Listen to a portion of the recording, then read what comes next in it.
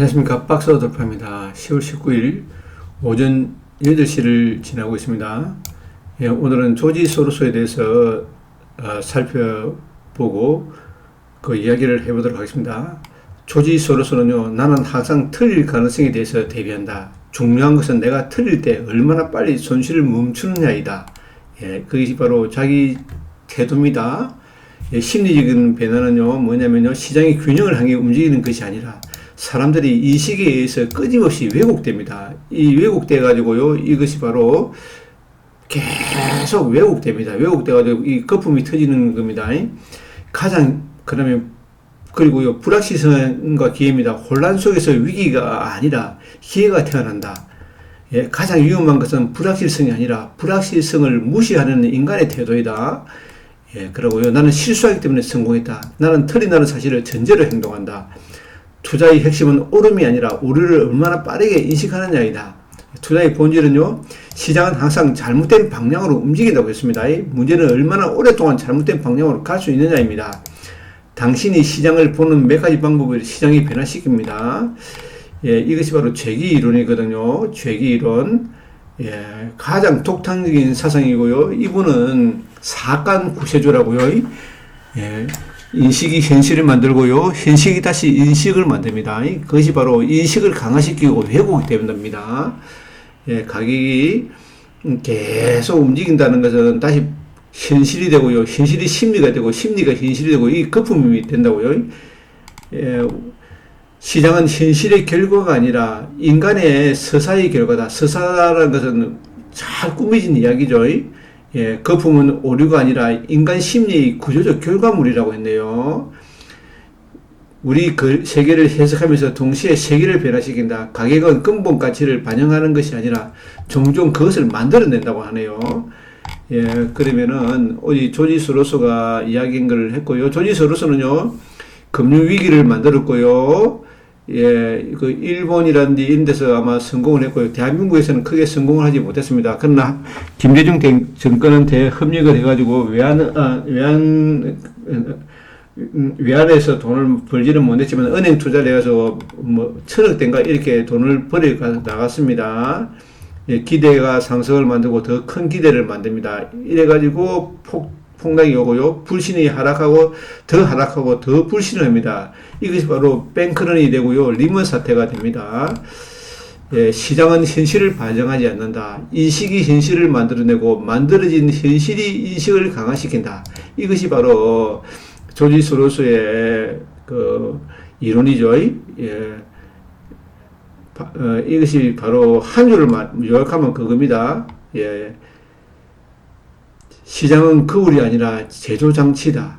예, 가격이 현실을 비추는 것이 아니라 현실을 만들어낸다. 예, 거품은 실수나 예의가 아니라 인간 심리가 만들어내는 필연적인 결과다. 예, 이렇게 조지 소로스가 이야기했습니다. 예, 우리가 익히 잘 아는, 예, 내러티브라는 게 있습니다. 반사성 이론에서 거품과 붕괴를 움직이는 1순위를 했는데, 가격의 움직이는 것은 숫자, 펀더멘탈 이전의 이야기입니다. 이야기. 이것이 바로 내러티브라고 합니다. 내러티브. 사람들이 집단적으로 믿는 이야기고요. 그리고 그 믿음이 행동으로 연결되는 이야기인데 단순한 설명이 아니라 사람들이 움직이게 만드는 이야기가 바로 내러티브입니다. 예, 그러면은 지금 현재 우리나라가 벌어지고 있는 이 부동산 문제에 대해서 생각해 보도록 하겠습니다. 저는 이 부동산 문제가요, 우리나라에 이 60대, 70대 사람들이 다주택자들이 많이 있습니다. 이 다주택자들을 갖다가 제약시하는 이런 풍조는요, 저는 이 사회가 잘못됐다고 생각합니다. 이 노인들이, 예, 월세를 받고요, 이거를 자기 회사 생활을 몇십 년 동안 하고 난 다음에 이 돈을 번다는 것은 자기 생활을 하고요, 이것을 자기 아들한테 넘겨주고 이러한 것은 좋은 제도라고 생각한다고요. 다주택자들이 물론 투기꾼들이 일 수도 있습니다. 그러나 투기꾼이 일 수도 있지만은 이 투기꾼이 없으면요, 집값이 전세 살 물량들이 아예 나오지가 않습니다. 앞으로는요, 집을 살 수가 없습니다. 집을 파는 순간에 그 LTV가 40%로 줄어들어 버립니다. 초기에 하는 사람들은 그 LTV를 해가지고 70% 받는다고요. 근데 집을 파는 그 순간에 LTV가 40%로 줄어듭니다.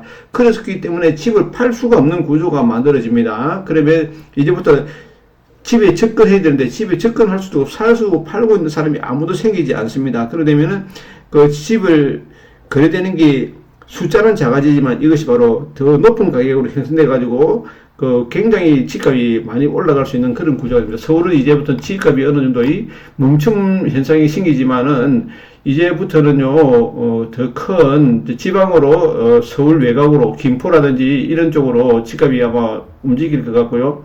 그리고 이 지도층들이 전부 다 강남 집값에 우리 이번에 이재명 정부의 관료들 70%가 강남에 살거든요. 그분들은 다 30억대, 70억대 뭐 이런 데에 다 사는 그러한 갑부들이 삽니다. 예, 그리고 국회의원들도 거의 다 강남에 살고요. 그렇기 때문에 강남 집값을 떨어뜨릴 일이 없고요. 전부 다 외곽으로 이제부터 내모는 장이 되어가고 있습니다. 자, 이 이야기를 들어보도록 하겠습니다. 저도 들어보지 않거든요. 내 아이에게 줄 수 있는 물이 예, 이야기를 들어볼게요. 어떻게 하시겠습니까? 예, 한번 들어볼게요. 좀 미치는 영향은 좀 어떻게 될까요? 그러니까 이게 6.27 대책 같은 경우에도 그 우선은 I'm off to work. 이거 영어로 어떻게 하죠? 나는 끄다. 야. 이래서 이렇게 하면 생각이 많아지고 바로 영어가 되죠. 한번 들어볼게요. 굉장히 노출을 많이 도와드릴 텐데. 자, 근데 사실 그 일정이 있었던 게 저는 더 잘 됐던 것 같아요. 왜냐하면 그 12개 지역 거의 강력 지정을 했는데 야 이게 어떻게 보면 누군가 그런 얘기 하더라고요. 사람들의 주거의 자유를 좀 침범하는 게 아닌가. 너무 이거는 사실은 서울과 경기 거의 상당 부분을 했기 때문에 서울 경기 한 2,500만이 살지 않나요? 그렇죠. 그러니까 이게 말씀하신 게 좀 핵심인 게 사실 이게 우리가 주택 연구에서 이 하우징 모빌리티라고 주거 이동은 상당히 중요한 거예요.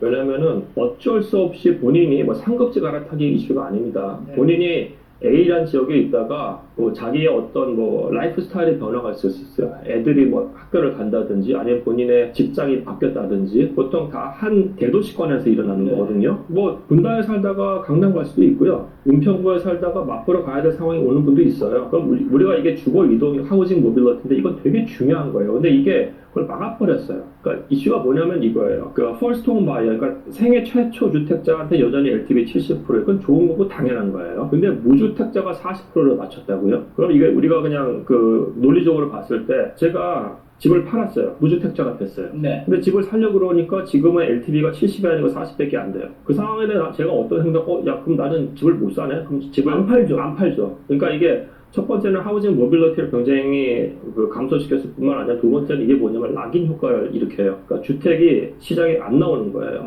그러면 주택이 시장에 안 나온다는 얘기는 뭐냐면 매물이 안 나온다는 얘기고, 다른 쪽으로 하면은 그러면은 매물이 안 나온다고 하면은 여기 안에서 아까 말씀드린 것도 거래량은 줄지만은 시장 상황이 바뀐 게 없기 때문에 고가 거래가 일어날 가능성이 굉장히 높아지는 거예요. 그러니까 이게 시장을 왜곡을 해요. 왜곡을. 예. 여전히 매도인 우위 시장이기 때문에 이 부분은 사실 우리가 이거 강구하면 안 될 것 같아요. 예. 잘못된 거예요. 잘못된 거고, 그러니까 이건 있어요. 그러니까 주택 정책의 목적이라는 게 이 중산층과 서민들이 적정한 비용을 내고 장기간 잘 살 수 있는 환경을 마련해 주는 게 좋은 거고, 그 안에서 수단이 될 수 있는 게 뭐냐면은 하우징 어폴더빌리티라고 해가지고 주택의 어떤 적정성 그거를 증진시켜 주는 거예요. 그거 중에 하나가 주택 가격을 조금 적정하게 유지시키는 것, 인플레이션만큼. 예? 근데 이게 목적하고 수단이 지금 전도가 돼버린 상태예요. 그러니까 이건 사실 뭐 다른 좀 긴 대화긴 합니다만 좀 우리가 이 부분 해야 되는 거고, 정부에서 어느 정권이든 간에 주택 가격이 오르는 경우에 정권의 기반이 굉장히 흔들려요. 레임도 보고. 그러니까 그거를 원하는 정권은 없어요. 그렇기 때문에 우리가 그건 좀 지나치게 과도하게 해석하는 거고, 다만 문제는 뭐냐면 이런 정책을 낸다는 거에 대한 멘탈이에요. 제가 봤을 때 저희가 강력하게 비난할 수밖에 없는 거죠. 이번 정책 비판하시나요? 이번 정책 잘못된 거라니까요. 잘못됐다. 네, 그러니까 그 정책들을 좀 다시 볼게요. 6.27 정책은 나쁜 정책이었어요. 왜냐하면 수요를 그렇게 잡으면 안 돼요. 그리고 실패했어요, 솔직히. 6.27 나온 다음에 7월달 거래량 줄었지만 8, 9월달에 본인들이 생각만 가격이 안정이 됐냐고요. 안 됐어요. 공건 마찬가지예요. 제가 봤을 때 거래량 대폭 주나 고가 아파트 거래될 거예요. 사실은 결국은 분양시장을 여는 거예요. 거대한 분양시장을. 그러니까 공공분양 그 안에서도 동일 단지임에도 불구하고 복도식이 35평하고 그 다음에 일반 평형대 40평, 50평, 80평대 분들하고 의견이 다 달라요. 복도식인 분들은 토지 지분이 평당 토지가 약간 좀 많거든요. 40평대, 50평대 분들은 그거 약간 인정 안 하려고 해요. 사실은. 거기서 악이 생긴다고요. 그러니까 아까 제가 지금 말씀드린 그 신속통합 있잖아요. 신속통합 기획이 사실은 그 기간 줄여준다는 거예요. 신속통합 기획이라는 게 2021년 10월 달에 나왔어요. 네. 지금 3년이 지나갔거든요. 제대로 착공된 데 하나도 없어요. 신통기획 역시 기간 줄여든다는 건데 그것도 기간 못 줄였는데 지금 뭘 말도 안 되는 소리를 하고 있는 거냐. 그게 첫 번째고, 두 번째는 뭐였냐면은 이분이 그 서울시에 있는 그 지금 지구 지정된 데들 있거든요. 거기를 용적률을 좀 줘든지 뭘 해가지고 130% 늘린다는 얘기를 했어요. 네. 그렇게 해서 본인이 언제부터 착공을 31만 원을 한다는 얘기를 한 거예요. 그러면 우리가 여기서 봐야 될 게 지금의 물량이 있는데 그거를 31만 원으로 늘려서 착공을 시작한다는 얘기예요. 그러면 31만 원이니까 이게 130%가 되려면은 물량이 24만 원가 존재한다는 얘기죠. 네. 그러니까 24만 원을 멸시를 시키고 31만 원을 착공한다는 얘기인데 이게 어마어마하게 무서운 얘기예요, 사실은. 왜요? 늘어나면 좋은 거 아니에요? 근데 보시자고요. 지금부터 해서 21만 원을 부셔야 돼요. 네. 빠른 시간 안에. 허전하잖아요. 그 사람 다 어디 가지? 어디로 가잖아요. 그냥 전세가 월세가 대폭등이에요. 그러니까 21만 원이라는 게 어마어마한 수치예요. 강남이 지금 한 인구가 60만, 70만이거든요. 한 구 사이즈가 2, 3년 안에 다 멸실된다고 하면은 물론 나중에 물량이 늘어나는 건 좋아요. 그때는 전세가 월세가 대폭등이에요. 그러니까 이게 굉장히 제가 봤을 때는 실효성 없는 얘기를 하는 거고 무서운 얘기를 하는 거예요, 이분이. 그러니까 지금 할 수 있는 건 딱 이거예요. 그리고 우선 저건축 재개발을 그거대로 진행하는 게 맞아요. 7년 후, 10년에 물량은 나와야 돼. 중에 어떤 얘기 더 많나요? 그러니까 우선은 저는 사실은 뭐 미디어에 나오는 분들은 잘 모르고 네. 이제 뭐- 업계에 있는 분들, 그러니까 디벨로퍼나 아니면은 이제 네. 대학 교수나 이런 분들하고 말씀 나누면 저랑 생각 비슷해요. 예, 비슷한 생각이에요. 사실 왜냐면 수요를 억제한다고 했을 때 잡힌 적이 없어요. 자, 그러면 이제 교수님 추가하신 부동산 있어요, 사실은. 그러니까 강남이 올 1분기까지 굉장히 급등했거든요, 작년부터. 근데 그 이후에 6272가 뭐고 나왔을 때 강남의 상승률이라는 게 사실은 신고가는 나왔지만은 상승률 자체는 줄어들었어요. 근데 의외로 그 옆에 있는 지역, 그러니까 위험해요. 위험하고 안 좋아요. 한국은 그 정도는 아니에요. 그게 아니에요. 한국은 정말 안전하고 깨끗하고 뭐 서민 주거 지역인데 이 사람들이 정말 일할 수 있는 의지가 있고 좋은 분들이에요, 사실은. 그러니까 거기가 주거 환경이 바뀐다고 하면은 굉장히 좋아질 수 있는 지역이기 때문에. 네, 지금 노적으로 이렇습니다. 현실 이렇고요. 특히 이제 부자지. 검버섯, 기미에 탁월한 그 예, 지금 현재 보면요, 이런 사태가 벌어지고 있습니다.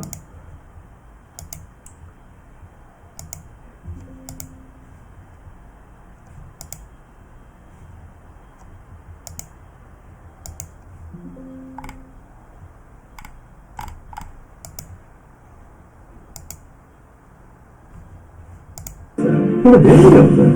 5,100원 있어요. 그러니까 지금 이런 상황인데 내년에는 더욱 심각해집니다. 좋을 것 같아요. 지금 현장이 그런 상황이죠. 일단 뭐 집, 부동산, 아파트 거래는 집을 팔려는 매도자, 집주인과 집을 사려는 매수자들의 합의잖아요. 합의가 이루어지면 집이 팔리는데 그래서 누가 주도권을 가지냐는 문제인데 지금은 집을 팔려는 매도자 우위 시장인데 일단은 왜? 입주 물량이 부족하고 금리는 내려가고 유동성은 또 많이 풀렸어요. 지금 유동성 많이 풀렸잖아요. 그러다 보니까 확산되고 있잖아요. 광진구, 영등포로. 서대문 또 이미 움직이고 있고 온벨리가 반포에 신세계 백화점 옆에 있는 신축 아파트인데 그게 한 3년 전에 전용 8사가 30억 했거든요. 그거 30억 할 때 잠실 엘스 리센츠가 뭐 20억 뭐 이렇게 했단 말이에요. 20억 초중반대. 그렇죠. 얘가 70억이 가니까 잠실 주민들은 25억이 1년 만에 35억 갔거든요. 지금도 그런 얘기를 합니다. 야, 우리 10억 올라가는 게 많이 올라가는 게 아니에요. 여기는 아직도 70억인데 우리는 여전히 반토막이야. 원래 우리가 반토막이 아니었어. 라는 그 상대적인 비교를 하거든요. 잠실 엘스가 35억 가니까 나머지 지역도 야 20년 된 아파트가 35억이 난다. 우리는 신축인데 이런 현상들이 지금 생기고 있어. 결국엔 확산되죠. 노도강은 야 우리 유공 너무 저렴한 거 아니야? 그러네요. 비교하면. 네. 그러니까 다 상대적인 보면 PIR로 보게 되면 문재인 정부 시인데 지방까지 갈지 안 갈지는 좀 지켜봐야. 이제 전월세를 살아야 되는데 그걸 2, 300 받아가지고 100만 원 내고 관리비 내고 생활비 있으면 남는 게 어디 있어요. 종잣돈 모으고 내 집 마련할 수도 없는데 이 굉장히 심각한 문제거든요. 그 월세도 있지만 관리비는 사실은 지금 구에서 2+2 되면 4년은 버티니까 일단은 빨리 기다려서 해결될 문제는 아닙니다. 집은 내가 준비가 되지 않으면 기다리는 이미 팩트가 2026년부터 적어도 2028년, 2029년까지는 입주 물량이 줄어듭니다. 그럼 매물이 나와야 되는데 이번 정책을 보게 되면 매물도 안 나와요. 매물 잠김 현상이라고 하거든요. 여러분 안녕하세요. 경제한방입니다. 이재명 대통령 거래를 못하게 전세 있는 집과 전세 집주인이 사는 집을 예를 들어서 반반이라고 한다면 반이 주는 거죠. 세입자가 살고 있는 집은 강제로 매물을 막아버리니까 안 나오는데 그러면 단기적으로 거래량이 줄어들고 상승률이 줄어드는 그런 긍정의 효과는 있는데 모든 정책은 동전의 양면성이거든. 오늘 이렇게 둘러보니까 주식도 많이 올랐잖아요. 뭐 삼성전자 10만 전자가 네.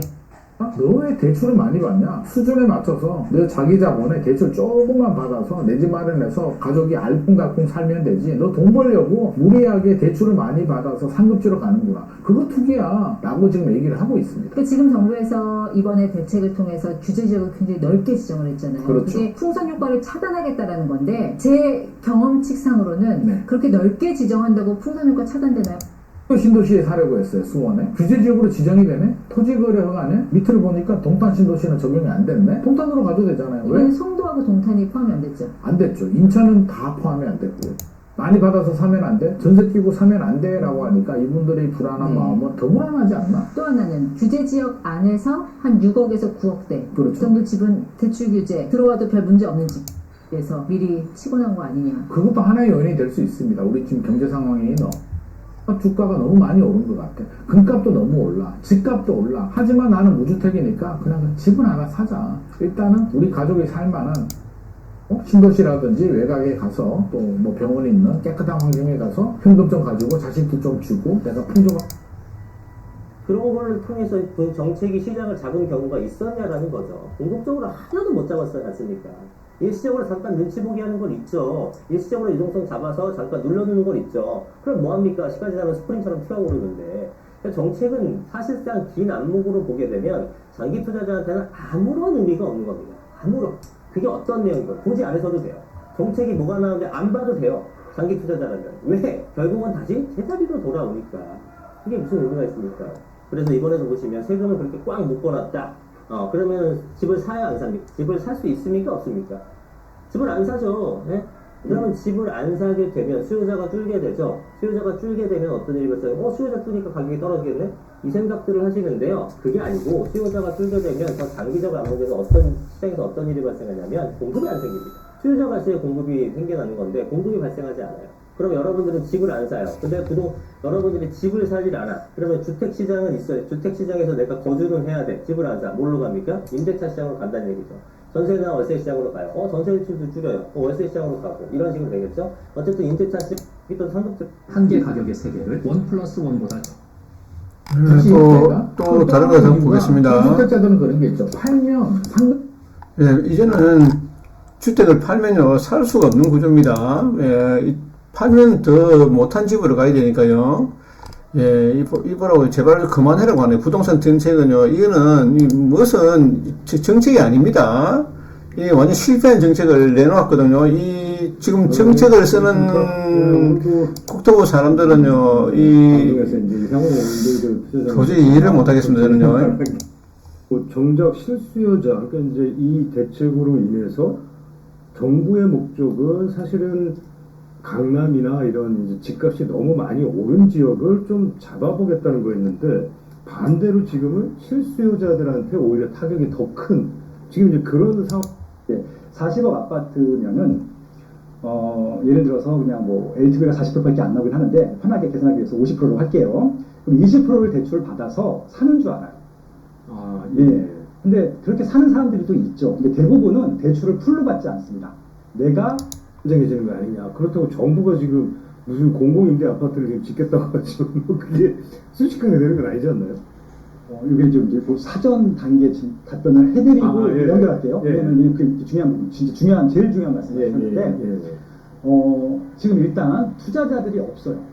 원래 시장에 지금 예, 시장에 무주택자들이 내 집 마련을 하거나 1주택자들이 갈아타기 하는 수요가 있었거든요.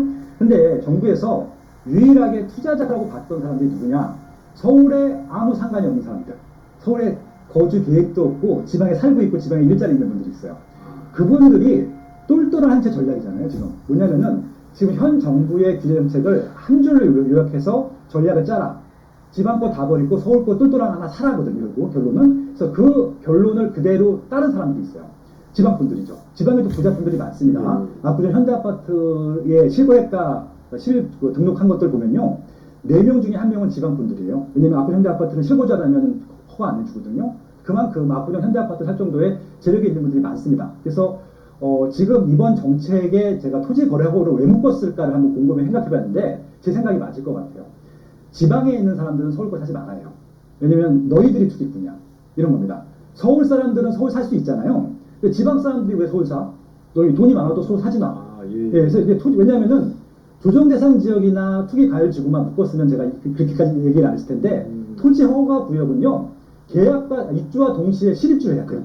예, 그렇기 때문에 실입주하지 않으면 아예 그 허가를 안 해주거든요. 그래서 지방 사람들은 오지 마라 라고 안에 선언을 해버린 것들이거든요. 이렇게까지 말씀드리고요. 지금 임대차 말씀하셨는데 임대차 시장은 정말 큰일 났습니다. 정말 왜 큰일 났는지 말씀드릴게요. 문재인 정부 2라고 하기 싫으시겠지만 문재인 정부 2가 맞긴 한데 문재인 정부 때보다 지금이 더 최악이에요. 왜 최악인지 말씀드릴게요. 문재인 정부 때는요. 입주 물량이 많았어요. 예, 기억하실지 모르겠지만 입주 물량이 어마어마하게 많았습니다. 왜 많았냐면은 일단 이명박 정부 때나 박근혜 정부 때 많이 했어요. 그래서 그때는 어떤 것도 많았냐면은 아파트도 당연히 많았고요. 다세대 빌라도 많았어요. 왜? 집값이 많이 올라가면요. 다세대 빌라도 막 때려칩니다. 그 심지어는 아파트가 다 공급을 못하니까 오피스텔도 굉장히 많이 공급했고요. 하다못해 지산도 공급했는데 지산도 숙박을 할 수 있는 지산도 공급했습니다. 그렇게 해서 진짜 주택에 관련 비슷한 유사 주택이라도 공급이 진짜 많았어요. 그렇게 많았는데도 올랐잖아요. 근데 여러 가지 문제 때문에 2022년도부터 2023년도까지 그게 뚝 끊겼습니다. 뭐 전세 사기 문제도 있었고, 그 다음에 지산이나 생수기나 옥살 같은 경우 PF 문제도 있었고, 그래서 공급이 좀 끝났고요. 다세대 빌라는 어느 정도 끝났냐면은 공급량이 90%가 날아갔어요. 근데 이게 왜 중요한 수치냐면 여러분들은 아파트만 알고 계시기 때문에 모르시겠지만 저처럼 통계 전문가들은요. 수치를 똑같이 보거든요. 아파트가 4만 세대 공급되면요. 늘 다세대 빌라도 4만 세대 똑같이 공급이 됐었어요. 왜냐면은 저가 시장에 계신 분들이 그만큼 많았습니다. 이분들이 뭐 자가로 살든 임차로 살든 마찬가지로. 그러면은 이것들이 그렇게 해서 유지해 왔는데 그리고요. 문재인 정부 때는 서울이 적을 때는요. 경기랑 인천에 물량이 많았어요. 카바를 해줬죠. 그래서 어느 정도는 완전히 됐었기 때문에 22년도에 좀 하락을 할 수 있는 분위기로 갔었는데 이번 정부는 이재명 정부의 잘못은 아닙니다. 일단 받은 자산이 착공을 못했어요. 인허가도 못했어요. 그리고 다세대 빌라 물량이 90% 줄었다고 말씀드렸잖아요. 그 다음에 오피스텔은 다 죽었어요. 그러니까 지금 아파트가 4만 세대만 들어와도 적은데 2만 세대, 2만 들어오고 있고 아파트 세대만큼 들어왔던 다세대 빌라가 죽은 거예요. 그럼 지금 굉장히 끔찍한 상태잖아요. 전월세 계속 올라갑니다. 그래서 자꾸 전세를 없애려고 하는 이유 중에 하나가 월세로 가라고 하는 이유 중에 하나가 월세권이 차지게 되면은 그래도 조금 수익형 부동산들이 좀 있거든요. 왜냐면 수익형 부동산을 별로 안 좋아했었거든요. 그렇죠. 근데 수익형 부동산 쪽으로도 수요를 좀 부사시키고 싶다는 좀 욕망이 생긴 것 같긴 합니다. 그리고 이제 여기까지가 지금 상황인데 제가 왜 끔찍한지 말씀드릴게요. 토지 거래 허가 구역을 전 지역으로 확대했죠. 여기서 이제 미스매칭이 나오는데 아마 정부는 지방에서 서울 살려고 하는 사람들을 막으려고 했을 거예요. 그쵸? 근데 제가 말씀드릴게요. 이제 갭 투자를 막은 거잖아요. 갭 투자자를 다른 말로 하면 뭘까요? 태어나 3년이면 모든 나라의 배는 잿빛으로 변해 있어. 자, 갭 투자 전세 공급자입니다. 아, 예, 그렇죠. 임차 공급자입니다. 맞죠? 왜냐면 갭 투자자가 없으면은 전세나 월세를 공급할 수가 없어요. 그렇죠? 그러면은 토지 거래 허가 구역을 하게 되면 어떤 문제가 생기냐면요. 실제 거래가 한 건 일어날 때마다 세입자가 나가고 임차했던 분들은 나가고 자가로 들어야 됩니다. 임차 매물이 하나 줄어들죠. 그러니까 지금 가뜩이나 물량이 적은 상태에서 계속 토지 거래 허가 구역에서 거래가 되면 될수록 임차 세대는 하나씩 줄어듭니다. 이게 앞으로 한 1년 동안 펼쳐질 일입니다. 토지 거래 허가 구역 풀지 않으면은 계속 임차 물량들은 급감할 겁니다. 그렇게 좀 예상하고 있습니다. 와, 진짜 임대차 시장이 심각하네요. 지금 말씀 들어보니까 이건 뭐 당장 큰일인데 진짜 큰일 났다 아까 말씀하셨지만. 자, 우리 조은님이 잠깐만요. 저희가 이제 한참 얘기하는 동안에 또 슈퍼땡스를 주셨습니다. 감사드리고요. 네. 그리고 성남역, 용인역, 그리고 동탄까지는 다 풍선효과가 갈 수 있는 좋은 역들을 주식적으로 좀 보내려고 하는 노력들을 하고 있는 것으로 보입니다. 저도 주식을 투자하기 때문에 그게 나쁘다는 것은 아닌데 그러다 보니까 주식은요 98%가 망합니다. 분야에 생기고 있다. 주식 투자는 하면은요 98%가 망합니다. 주식 투자는요 신중하게 리스크를 관리하면서 현금을 가지고 있어야 됩니다. 항상 주식에 투자하시길 원한다고 뭐 대놓고 이렇게 얘기할 정도니까 주식이 지금 뭐 오늘도 보니까 때만 할 수 있는 일인데 그냥 말씀드리겠습니다. 어차피 슈퍼에서 사주셨는데 원처럼 나오셨으니까 뭐 20분 만에 올 수 있는 것들을 빨리 만들면 좋겠잖아요. 근데 너무 안타까운 게 뭐냐면은 GTX A, B, C가 같이 발표됐는데 왜 A만 작공을 했을까요? 글쎄요. 간단한 거예요. 근데 이걸 모르시더라고요. 돈이 없기 때문에 그래요. 돈이 없었어요. 돈이 없습니다. 돈이 있으면 한꺼번에 작공을 했겠죠. 그렇죠. 근데 제가 이거 저도 몰랐었는데 되게 어이가 없더라고요. 일단 예산 책정하는데 제가 어제 서울역에서 일산까지 가는데 시간이 한 40분밖에 안 걸립니다. 굉장히 빨리 갑니다. 예를 들어서 이런 거예요. 얼마 전에 대통령 시속 180km 달리더라고요. 좋잖아요. 13조 들었거든요. 13조. 근데 그거 받으시고 좋아하시는 분들, 자영업자분들도 있으셨지만, 제가 어떤 제안을 했었냐면은, GTX 한 노선 만드는데 4조거든요. 13조면은 몇 개 만들 수 있어요? 지금 A는 거의 끝났잖아요. B까지 만들 수 있는 돈이었어요. 그럼 그거 차라리 빨리 5년 안에 끝나게 되면요, 서울 수요가 완전히 분산될 겁니다. 그쵸? 경기도 테두리까지. 그리고 이제 GTX C나 A는 충청남도에 천안 아산까지도 거기 아파트 되게 많거든요. 연결하려고 하고 있거든요. 그렇게 되면은 충청도도 서울까지 주택을 하는데 30분밖에 안 걸려요. 그러면 이게 더 좋은 공급 방안 아닙니까? 기존에 있는 주택들 만들지 않고. 국민들을 위한 인생지원금보다. 그러니까 15만 원보다 저는 그 돈을 GTX A, B, C, D에 쓰는 게 더 좋다고 생각하고 있거든요. 근데 그 얘기 했다가 다 고개 끄덕고 있었어요. 그러더니 갑자기 이제 민생지원금으로 1차, 2차 받으셨습니까? 네. 맞습니다. 네. 저희 오늘 슈퍼백스가 만발하고 있습니다. 그리고 또 다른 거 묻죠. 서울이 평양이 되었다. 서울에 집을 사는 게 왜 정부가 허가를 해줘야 되는 일일까? 또 따뜻하신 이번 정부께서는 3+3+3 갱신권을 가겠다는 얘기도 오늘 나왔다는 것 같더라고요. 앞으로 집을 지어도 너네는 분양을 받을 수는 없고 임대로 살아라. 임대로 살아라. 어찌됐든 이제 그 토지거래 허가구역과 이제 더불어서 이제 그 나온 게 6.27 대책에서도 나오긴 했었죠. 이제 대출 한도를 좀 대폭 10억 원 안 넘는 집은 6억 원 대출이 나오는데 25억 넘는 집은 2억밖에 주택자 이제 전세 대출을 또 대폭 또 강화하는 이제 DSR을 적용해서 하겠다는 얘기도 나왔고, 뭐 스트레스 금리를 조금 더 이제 뭐 하한을 좀 올려서 대출을 이것도 제 얘기에 동의하실 거고, 유일하게 우리나라에서 지방에서 집값을 잡는 데 성공한 지자체가 있었으니 바로 그게 대구입니다. 대구 집값은 왜 잡혔냐? 미친 듯이 지니까요. 새 집을 미친 듯이 지면 좀 잡힙니다. 그 강도와 기간을 오래 하면 오래 할수록 잡힙니다. 그걸 몰아넣는다. 그러면 그 임대를 놓는 거는 다주택자가 아니라 당연히 법인이나 금융회사가 들어와야 될 거고, 그럼 그 회사들이 이익은 다 가져가는 거 아니겠습니까? 여기서 격분하셔야 되는 포인트 아닙니까? 아니 왜 우리의 돈을 다 금융기관이 뺏어가죠? 기업들이 뺏어가죠? 이런 얘기는 한마디도 안 나오는 세상에 살고 계십니다. 제가 그래서 SK D&D 종목을 제가 이야기했지 않습니까? SK D&D가 이제는요 회사가 문을 닫습니다. 다 자사주를 가지고 싹 다 소각해가 다 가져가 버립니다. 다 털고 있는 주식을 다 뺏어간다고요. 정해져 있는 미래라서 이제는 앞으로 정해져 있는 답이기 때문에 대표님 말씀하신 거는 사실 지금도 진행 중이고요. 4년 전에 계약하셔서 2년 전에 갱신권 쓰신 분들은 4년간 아주 편하게 사셨는데 지금 엄청나게 많이 올라간 상황에서 다들 나오셔야 되지만 그런 분들을 위해서인지 우리 또 따뜻하신 이번 정부께서는 3+3+3 갱신권을 가겠다는 얘기도 오늘 나왔다는 것 같더라고요. 네, 그럼 9년이잖아요. 야, 그런 얘기들 하는구나. 그러면 앞으로 임대를 누가 놓겠습니까? 임대 놓을 사람은 더더더 줄어드는데 이미 다 임대를 포기했다. 지금 개인들은 임대를 다 포기했고 이제는 세입자 전화 받는 거조차 귀찮다. 주식 많이 올라가지고 괜히 집 사가지고 뭐 양도세 내는 거보다 주식이 더 낫겠다 생각 더 많이들 하시는 것 같아요. 이번 대책가 사실 써있기 때문에 우리 모두 다 알고 있고 문재인 정부 때 교육받으신 분들은 이미 다 알고 있는데 증세죠. 증세. 답은 나와 있어요. 증세. 이미 우리는 지금 답지를 다 보고 있기 때문에 부동산 시장에 지금 투자자도 아니고 똘똘이 한 채로 살고 계신 분들조차 돈을 많이 벌어야 되겠다. 앞으로 세금 많이 내라고 하겠다. 다들 알고 있다니까요, 이제는. 그거도 그 대책은 나오긴 했어요. 그러니까 다주택자에 대한 중과세를 1년 더 연장을 하면서 이제 내년까지야, 내년부터 안 내면 이제 20% 30% 중과세 이제 시작되는 거야라고 이제 얘기는 했는데, 근데 이미 사실은 다주택자들 팔 사람들은 어느 정도 많이 파셨고, 그래서 다 똘똘한 한 채로 그냥 갈아타고, 그러다 보니 이제 사실 매물 잠기고 뭐 더 오르고, 이게 이제 악순환이 좀 어떻게 보면 됐던 거 아닌가라는 건데, 그런 대책이 효과가 있겠냐 라는 생각은 또 들어요. 그러니까 이제 결국으로 그렇게 따져보면 보유세를 왕창 물려가지고 정말 보유세 폭탄을 터뜨려가지고 뭐 이미 이제 그런 지금 징조를 보이고 있지 않습니까? 그죠? 네. 확정입니다. 확정입니다. 확정으로 가요.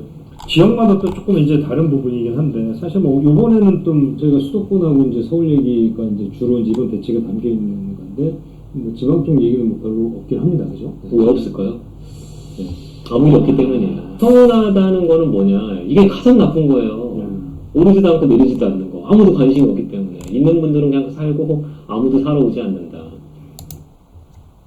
농민지방 툭 튀어나오신 분들 예, 지금 제가 오늘은 텍사스 부동산 이야기로 하도록 하겠습니다. 망해가지고 나오는 물건들이 있어요. 그러니까 원래는 좀 잘 사셨던 분인데 대부분 이제 주담대를 받는 게 집을 살 때 뭐 영끌해서 산다고 생각하시지만 실제로 주담대를 보면요, 자영업이나 사업하시는 분들이 그 돈을 빌릴 목적, 이게 경부고속도로랑 똑같은 거예요. 퇴근길이랑 똑같은 겁니다. 이 앞차가 빠져가줘야 나도 지금 그 도로에 들어가는데 못 들어가요. 그러니까 저 사람들이 안 파니까 나도 못 팔아요. 근데 사람들은 사러 와요. 왜? 무주택자들은 계속 있으니까. 그럼 그 사람들이 사러 온다는데 가격을 안 올립니까? 어떻게 가격을 안 올립니까? 올릴 수밖에 없죠. 왜냐면 아니 나는 집을 하나 내놨는데 막 집을 막 7명 8명이 보러 오는 거예요, 주말에. 그러면서 팔을 해요. 계속 팔을 해. 그래? 그럼 나도 팔고 어디 강남 몰리니까 퇴근 시간에 차가 몰리면 도로를 확충해주면 되잖아요. 근데 뭘 하죠? 도로를 확충해주는 게 아니라 버스 전용 차로를 하나 더 만들겠다는 거예요. 임대 아파트라는 버스 전용 차로를 늘리겠대요. 자, 여러분들 한번 생각해 보세요. 내가 지금 퇴근하려고 하는데 차를 타고 갈 수밖에 없어요. 차 타고 가고 있는데 길이 너무 막혀. 옆에 버스 전용 차로가 그나마 뭐 버스가 이렇게 쌩쌩 달리고 있잖아요. 아, 부럽다. 저 카니발 부럽네 하고 있는데 버스 전용 차로를 하나 더 늘리겠대. 그러면 우리는 어떻게 되죠? 이제 미치겠는 거야. 와, 이거 이제 더 막히겠네. 어떡하지? 아니, 도로를 확장을 해줘야지. 여기 버스 전용 차로, 아니 물론 버스도 중요하지만 버스를 2줄을 주면 우리는 어떡하냐고 이런 얘기들을 계속 하는 거예요. 아니 그러면 고속도로를 다른 데로 좀 내주면 좋잖아요. 뭐 중부 고속도로를 탈 수 있게 해주든 뭐 다른 뭐 고속화도를 만들어주면 좋은데 거기로 가던 차들도 통제하고 있어요. 무슨 소리죠? 지방으로 가려고 하는 돈들도 다주택자를 못하게 딱 막아놓으니까 너는 무조건 이 경부고속도로로 다녀. 근데 버스 전용차를 하나 더 만들 거야. 근데 너는 다른 데로 갈 방법도 없어. 자, 이렇게 하고 있는 겁니다. 그럼 어떻게 됩니까? 이제 방법이 없는 거야. 자, 이제부터는 갓길로 가든 어떻게 가든 살아남아야 돼. 왜? 집으로 가야 되니까. 나는 집에 가고 싶거든. 집에 가고 싶은 거는 사람의 욕망이잖아요. 그러니까 어떻게든 가야 돼. 어떻게든 저길 빠져나가고 싶어. 그러니까 이제 불법을 저지르든지 편법을 저지르든지 어떻게든 합니다. 부모님한테 돈을 빌리든 무슨 사채를 쓰든 P2P 이것도 안 돼. 전월세 시장도 지금 이제 문제가 많아집니다. 앞으로 더 올라갈 거거든요. 금리도 내려가고 유동성도 늘어나는데 어떻게 전월세가 떨어져요? 올라갈 거잖아요. 그럼 이제 또 문제가 됩니다. 정부 입장에서도 이제 전월세가 올라가는 게 제일 문제거든요. 사실 주택 가격이 올라가는 거는 어떻게 보유세든 뭐든 막 눈 빠져. 뭔 일이야 하고 그냥 쳐다보고 있는 거야. 집은 가야 돼. 근데 집을 갈 방법이 없어.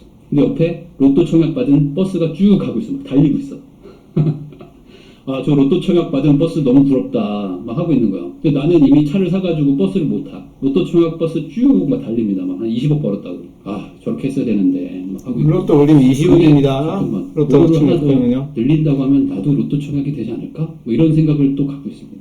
어떻게 버스를 타야 되나? 뭐 이런 고민을. 그거 맞으면 확실히 진통이 없어져요. 한 며칠 갑니다. 며칠 가요. 그러니까 하루만 가는 진통제는 아니에요. 꽤 가기 때문에 토어제라는 그 마약성 진통제를 먹고 싶다는 그 강렬한 욕구가 있는 것 같아요. 근데 더 큰 문제가 생기겠죠. 조정 대상 지역도 진통제인가요? 진통제죠. 당연하죠. 저도 궁금해졌어요. 어떻게 될까? 도대체 앞으로 어떻게 될까가 저도 좀 궁금해졌습니다. 저도 좀 궁금해요. 왜냐면 그 문재인 정부 때도 정책이 막 나올 때 있잖아요. 그때는 다음 대책이 뭘까 되게 궁금해지는 거예요. 그 무슨 말이냐면은 사람이 계속 맞으면 안 맞고 넘어가면 되게 서운하다라는 얘기를 하더라고요. 옛날에 막 군대에서 막 폭력이 막 난무할 때 있잖아요. 1970년대, 80년대 군대들은 막 엄청 때렸잖아요. 그러다 보니까 매일 맞아야지 잠을 잔대. 그래서 안 맞으면 왜 안 때리지? 뭐 이렇게 서운할 지경이 된다는 거야. 하도 막 맞으면. 그 문재인 정부 때가 약간 그랬거든요. 나올 때 됐는데 왜 안 나오지? 그러면 어김없이 나와. 너가 서운할까봐 준비했어. 라고 하면서 이제 막 그때 나왔거든요. 그러면 또 어김없이 또 이상한 정책 나오고. 그러면 또, 이거 뭐, 잠깐 맞고 또 올라가겠네 하면 또 올라가고. 막 이런 거 아니고. 성남도 여전하고요. 광명도 뭐 그렇고. 똘똘한 한 채를 규제하니까, 다주택자 규제를 하니까 서울을 사는 거잖아요. 그러니까 다주택 규제를 안 하면 서울은 뭐 서울대로 올라가겠어요. 2023년에 집 아무도 안 산다고 그랬잖아. 근데 왜 지금 이러고 있는데? 사람은 금방 바뀝니다. 생각보다 엄청 금방 바뀌어요. 그래서 그런 생각을 가지시면 안 된다. 왜냐면 저는 이제 뭐 지방도 해보고 서울도 해보고 막 다 해봤기 때문에 사람의 심리는 저는 뭐 그렇게 맞다고 보고, 그래서 저는 다주택 규제를 풀면 좋겠는데 어렵겠죠. 지금 세제 개편을 고민한다는 얘기는 이게 일시적인 어떤 안정 효과 정도는 충분히 얻을, 또 이하를 줄이기에는 또 서민들의 주거 안정을 위해서 좀 아닌 것 같아. 15억에서 25억 초과는 4억까지 최대 4억 있잖아요. 그렇습니다. 그럼 그쪽으로 가려면은 본인 현금이 되게 많아야 되는데. 피디님, 제가 오늘 팔리는 네, 제가 부동산 글을 보여주고 있습니다. 집값을 잡으면 한번 해볼 수는 있는데, 보유세를 공정시장 가격비를 올려서 서울 집값 진짜 잡힐 수 있는 거 맞아? 확률이 몇 퍼센트 돼? 라고 했을 때 과연 90%라고 답을 못 낼 거잖아요. 그런데 괜히 또 자극하고 표심이 날아가니까 이거 잠깐만 좀 기다려봐. 이건 좀 고민이 좀 필요해 라는 고민을 지금 하고 있는 것 같습니다. 그러니까 마음 같아서는 내년 6월 이후에 하고 싶은데 서울 집값이 그때까지 기다려 줄지가 관건이고요. 정부 마음은 좀 기다려봐. 우리 좀 고민 좀 해서 할 테니까 이번 11호 대책으로 좀 숨 좀 쉬자 라는 메시지를 던지고 있는 것 같습니다. 야, 시장의 의견도 완전히 갈립니다. 우리 미라클들도 여러 가지 생각을 주시는데, 김범철님께서는 돈이 없어도 수시로 핸드폰 바꾸고 차 바꾸듯이 집도 그렇게 바꾸면 안 되는 거 아닌가요? 좀 해야 될 것 같아요. 말 나온 김에 알려주세요. 지금 청약하는 물량이 많지는 않은데 진짜 3대가 복을 쌓아서 내가 분양에 당첨이 된 거예요. 네. 근데 대출이 확 줄었단 말이에요. 그러니까요. 15억 원을 하한선으로 정부가 제시한 건 최근에 서울 집값 평균치가 14억 원 위로 올라갔다 이런 통계가 나왔기 맞습니다. 때문이잖아요. 네네. 분양가도 보니까 뭐 굉장하던데, 그러면 어떻게 계획을 어떻게 세워야 돼요? 그러니까 고민이 이게 지금 분양을 받으면 2020년부터 지정이 됐는데 역설적으로 그러니까 집을 사든 주식을 하든 코인을 하든 금을 산 사람들은 그래도 자산 가치가 늘어나는데 빠르게 나 혼자 벼락거지가 될 것이다. 현금만 갖고 있었던 사람들은 나는 열심히 잘 살았는데 부동산 이런 얘기 하시는데 알았는데 왜 못했을까? 자, 근데 구축 아파트 시장에서는 경매 시장이 또 화랑이라고 합니다. 이쪽은 시장 분위기가 어떤가요? 아니 뭐 아파트 시장이 좋아지니까 경매 시장도 이제 인기가 올라갈 수밖에 없는데요. 지지 옥션에 따르면 이제 분당이 최근에 경기도에서는 상승률로 따지면 최근에 분당이 아마 전국 1위일 겁니다. 분당이 0.97% 부동산은 주간 통계가 그 정도 나올 정도였는데 낙찰가율이 96.6%. 그러니까 감정 가격 정도를 다 채운 상태에 4개월 연속 90%고요. 경기도도 좀 높은 상황입니다. 그리고 낙찰율, 그러니까 낙찰가율이라고 한다면 감정 가격 대비 돈을 얼마나 베팅을 하느냐인데 거의 감정 가격 정도 돈을 내고 있다는 얘기고요. 우리가 저렴하게 사고 싶잖아요.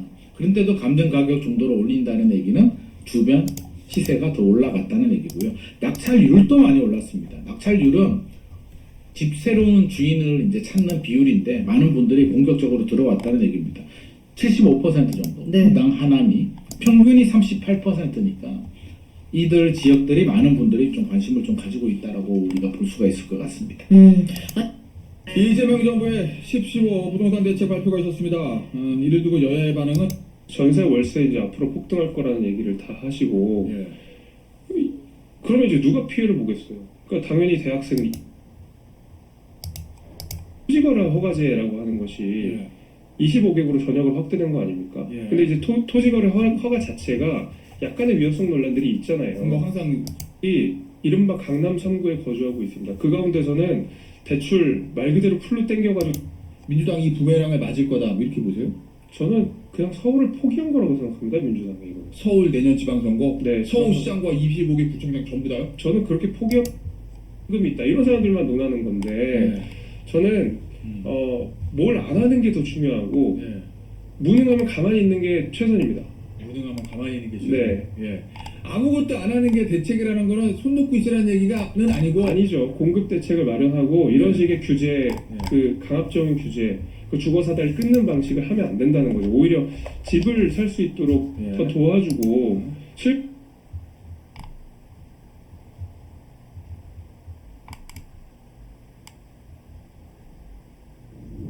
예, 이야기를 들어보도록 하겠습니다.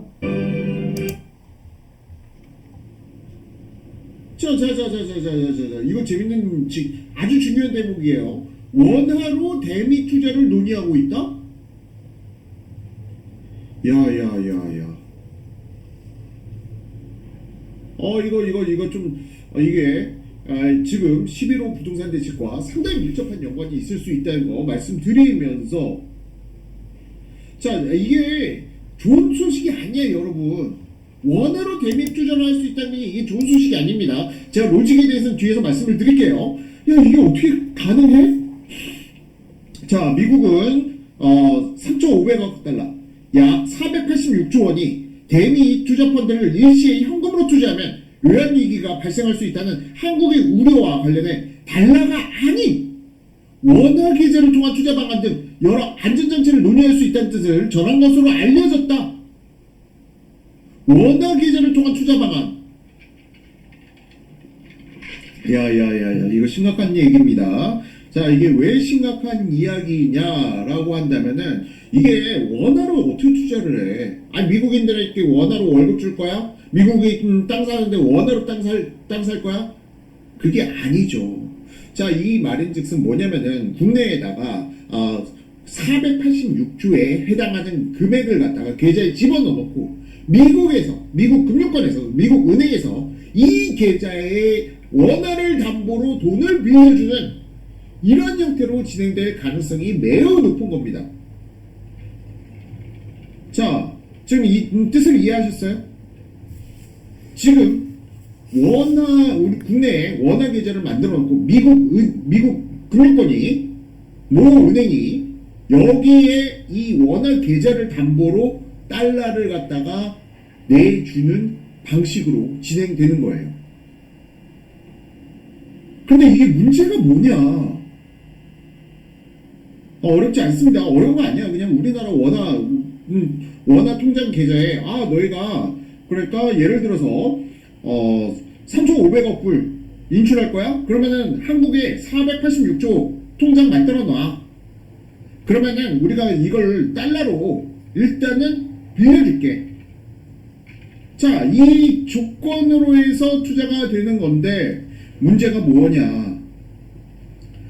자, 리자이밍은 합니다. 이제 대체적으로 못할 겁니다.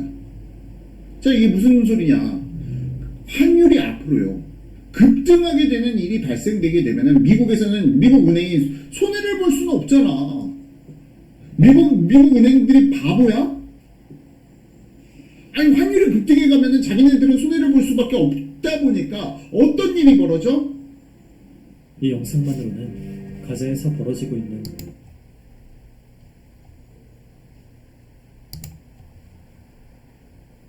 이야기야. 원화 계좌에 대해서, 야, 원화 계좌 우리 이거 즉시 다 인출할 거야.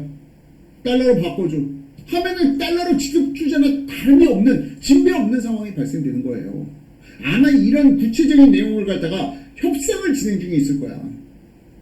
자, 그런데 지금 우리나라에 지금 외환보유고가 4,100억 달러, 4,200억 달러, 4,200억 달러 안팎에서 왔다 갔다 하고 있는데 환율이 급등하게 되면은 얘네들은 즉시 상환을 하거나 아니면 그만큼 또한 원화를 갖다가 여기다가 계좌에다 더 집어넣어야 되는 이러한 상황이 발생된다. 토토님께서 돈을 엄청 찍어내겠네 하고 말씀해 주셨는데 반대야. 통화량이 여러분 지금 우리 환율이 1422원까지 갔었잖아요. 1430원까지 찍었다가 어제 1422원까지 떨어졌는데 지금 환율이 이렇게 미친듯이 올라간 것은 사실 민생 소비 회복 쿠폰의 파워가 매우 막강했다라고 볼 수가 있습니다. 그러면서 환율이 미친듯이 올라간 거야. 우리나라의 통화량이 팽창하면 할수록 환율은 폭등합니다. 우리나라 통화량이 팽창하면 할수록 환율은 폭등해요. 자, 그러면 그런 일이 발생되게 되면은 만약 지금 이 협상을 진행했다라고 하면은 환율이 폭등하면 어떻게 돼? 미국에서 그만큼 리스크 해치 차원에서 이 돈을 빼갈 수 있다는 걸 의미해요. 그러니까 지금 이게 달러로 투자하는 거거나 아니면 원화로 투자하는 거나 진배 없는 상황이 발생될 수도 있다. 자, 이거 위험한 이야기입니다. 이거 진짜 달러로 투자하나 원화로 투자하나 똑같은 결과가 나올 수가 있어요. 자, 그러다 보니까 환율이 급등하는 원인에 대해서 제가 앞서 민생 소비 회복 쿠폰 같은 것도 이야기했지만 지금 수출이 동일하다는 가정 하에서 보게 된다면은 환율이 급등하는 요인 중에 하나가 바로 통화량 팽창이라고 말씀드렸습니다. 국내 M2 자, 통화량이 팽창하는데 또한 어마어마한 영향을 미치는 것이 바로 부동산 가격이에요. 자, 부동산 가격이 폭등하게 되면요, 통화량이 팽창합니다. 통화량이 팽창해서 부동산을 폭등시키는 경우로 올인하는 경우도 있는데, 물론 통화량이 팽창하면 부동산 가격도 오릅니다. 하지만 부동산 가격이 올라서 통화량이 팽창되는 케이스도 있어요. 지금 상황이 지금 문제가 바로 이거란 말이야. 자, 이창용 천재하고 진중맘님께서 말씀해 주셨는데, 자, 그러니까 사실 민생 소비 쿠폰 뿌린다고 해가지고 우리나라 경제에 도움이 되느냐 안 되느냐 뭐 그런 이야기가 많았는데 어차피 우리나라 화폐 가치는 급락이 이루어져. 그러면서 수입 물가는 상승하고 그래서 민생 회복 소비 쿠폰이 경제적으로 도움이 실익이 없다라고 지난 정부에서 이야기를 해왔던 거야. 자, 어쨌든 다시 본질로 돌아가가지고 부동산 가격이 상승하면은 통화량은 팽창합니다. 현금 흐름도 상당히 좋아지게 되고 돈 상환 들어갈 거야. 그러기 위해서 지금 현 정부에서 목숨을 해야 되는 건 환율이 올라가지 못하게 막아야 되는 거죠. 그러기 위한 목적으로 갑자기 이 말도 안 되는 11호 부동산 대책이 발표된 것이 아닌가. 생각보다 이게 너무 강력한 거야. 그 부동산에 미치는 영향을 떠나가지고 지금 서울 전 지역을 갖다 토지거래가 구역으로 투기과열 지구로 2단계 급격하게 올려버리고 거기다 경기도 13곳까지. 자, 지금 이거 심각한 상황입니다. 이거 심각한 상황이에요. 그래서 지금 앞으로 환율 관리가 들어갈 것이고요. 아마 이제 다시 민생 회복 소비 쿠폰 이런 거 못 뿌려야 될 겁니다. 참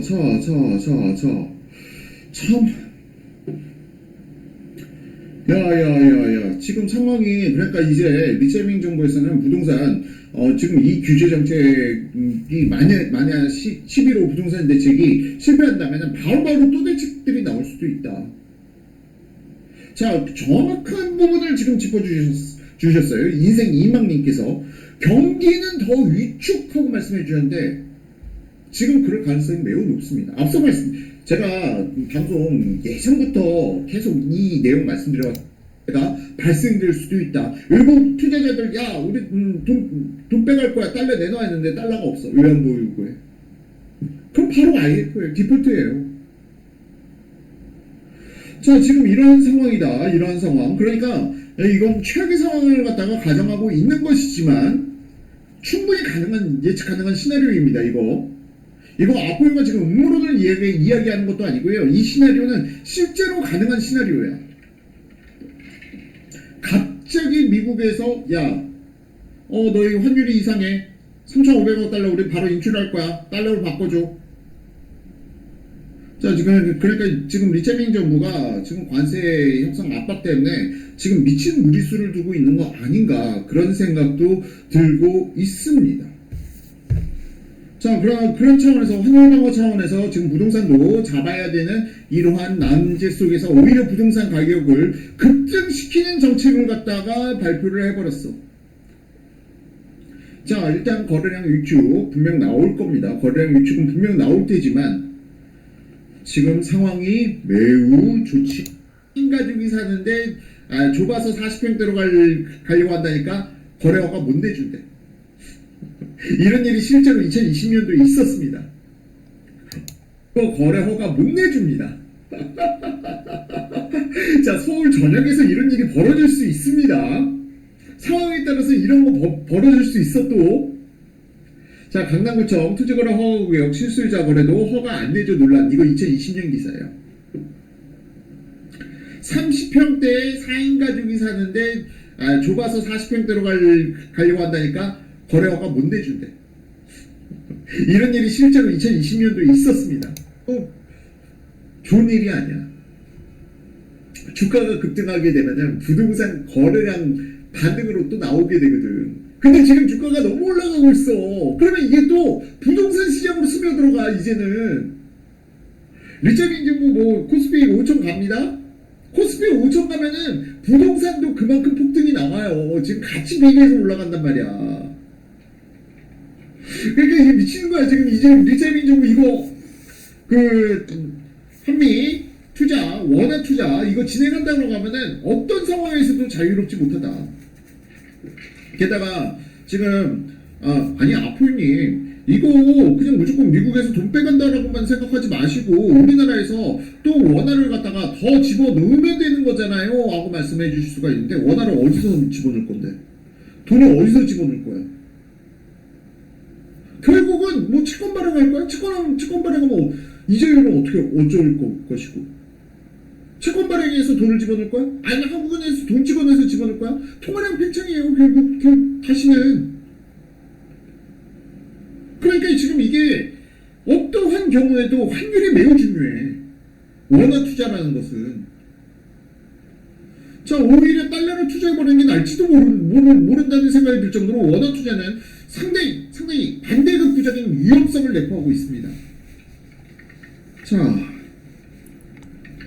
지금 이러한 상황들 제니 앤 줄리엔님께서 정부에서는 양도세가 막히니 보유세를 올릴 듯 하고 말씀을 해주는데 보유세 참 이게 그러니까 지금 경기가 이제 내수 경기가 윤석열 정부 수준보다 더 힘들어질 수도 있습니다. 통화량 팽창을 막아야 되는 부분이 지금 불거듯 나오고 있고 앞으로 민생 회복, 소비 쿠폰 이거 남발도 이제는 더 이상 쉽지 않을 것이다 라고 보고 있고요. 자, 어쨌든 주식으로 부동산 투자를 대체한다? 말 같지도 않은 소리다 하면서 기사가 나왔어요. 주식은요 하면 98%만 합니다. 명지대 경제학과 교수님께서 이재명 대통령의 발언을 갖다가 그대로 반박하는 기사가 나왔는데 현실은 코스피 오르면 서울 아파트 값도 같이 상승한다. 자, 잠깐. 네, 오늘 여기까지만 하겠습니다. 예, 유튜브를 보면요, 그러고요. 토마 피케티가 이야기한 말씀이 있지 않습니까? 저성장 시대가 온 21세기는요, 자산성 자산을 통한 재산의 성장률이 경제 성장률보다 낮기 때문에 경제 성장률은 자산성 성장률을 이기지 못합니다. 결국 금이나 은이나 동이나 아파트나 코인이나 부동산이나 주식으로 갈 수밖에 없습니다. 이 전제를 반드시 알아내야 됩니다. 근데 주식이 가장 위험하거든요. 예, 주식이 가장 위험합니다. 위험하기 때문에 대수되면 주식을 하지 않고요. 서울에 똘똘한 한 채로 사러 들어가야 되는데 지금 사러 가기가 힘들잖아요. 제가 처음부터 이 방송을 시작할 때부터 저는 주식보다는 부동산에다 더 초점을 두고 집부터 사라. 항상 집부터 사라고 이야기했고요. 지금 우리나라 증시가 전 세계에서 가장 잘 나갑니다. 우리나라 증시가 가장 세게 나오고, 예, 특히 하이닉스라든지 삼성전자 같은 게 잘 가니까 제가 어제도 매매하는 방법을 가르쳐 주지 않습니까? 단타 치는 방법을요. 단타 치는 방법은 쉽습니다. 예, 가장 좋은 종목을 가지고 단타를 치면 되거든요. 예, 그렇게 하면 되고요. 이제부터는 예, 집을 사는데 혈안이 될 겁니다. 집을 사는데 혈안이 되고요. 집을 이제는 아예 사지를 못합니다. 예, 이상으로 이 방송을 마치겠습니다. 오늘은 토요일이잖아요. 오늘 일요일이네요. 제가 어제 바빠가지고 주식을 보지를 못했는데, 그러면 주식은 또 오후에 방송을 한 번 더 하도록 하겠습니다. 이상으로 마치겠습니다.